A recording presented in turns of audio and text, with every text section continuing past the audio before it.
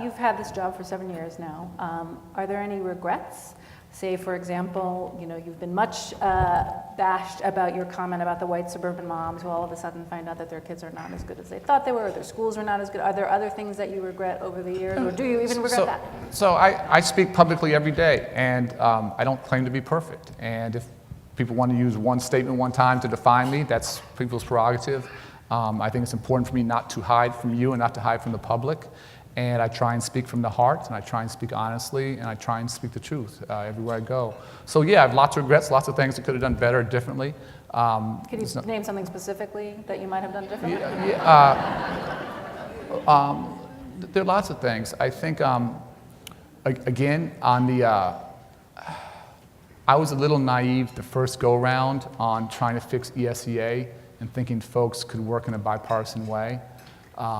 That we spent hundreds and hundreds of hours that we could have done on something else and probably, again, moved to waivers earlier or something there.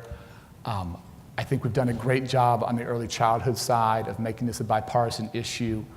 In the real world, I have huge regrets that we have been largely unsuccessful in getting our Republican friends in Washington to see this as a fight for families, and thought that would be easier.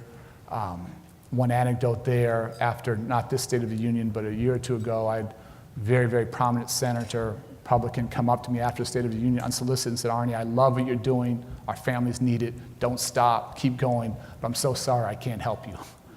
And it just blew me away. And as the kind of person, had he stepped up, that would have opened a whole set of other opportunities.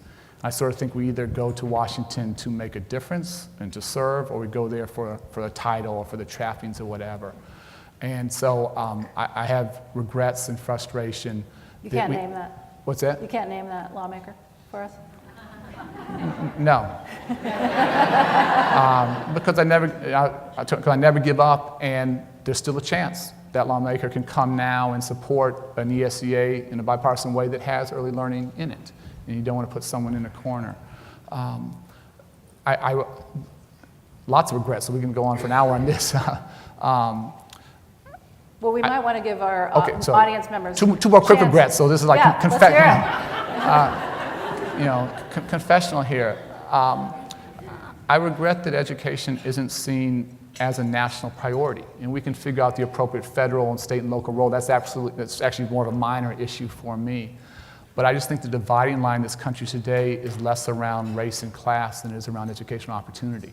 And you give me the poorest kid from the toughest community and a tough family, put them in a great early childhood education program, put them in a strong elementary and middle school and a high school where they can take AP classes, give them access to college counseling, and that young person, I think, has an extraordinary chance in life. Another kid in that neighborhood who doesn't have access to early learning, who goes to mediocre schools, who goes to a dropout factory, well, we're perpetuating poverty and social failure. And when I grew up here in the south side of Chicago, if my friends dropped out of high school, it wasn't great, but it wasn't the end of the world. They could go work in the stockyards and steel mills and own a home and support a family and do okay. And as everyone here knows, those jobs are gone and never come back. So the stakes today are so high. And the fact that somehow we don't see this as a national priority, the fact that we allow so many kids to just be on the sidelines and never have a chance.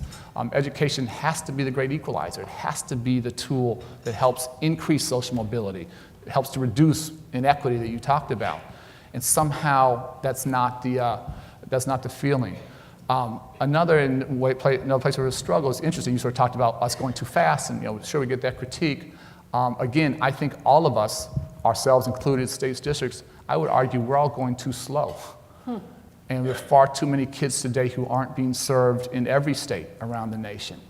And what we don't have is enough parents beating down our doors saying, go faster. Our kids deserve, we demand a world-class education. You don't have those people beating down your doors? Well, none of us do. We never have critique saying, do more. The critique is always slow down, slow down, slow down. I'll give you an anecdote. When the president went to South Korea, that's beating us on virtually every education measure. They're a little carried away. They go to school 15 hours a day. It's too much. But there's a middle ground there.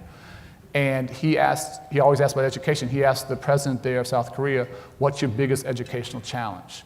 And the president said right away, my parents are too demanding. And even my poorest parents demand a world-class education. And I'm having to spend millions of dollars to teach my kids English in like first grade because they won't let me wait. And we don't have that demand here. And so how do we have more folks step up?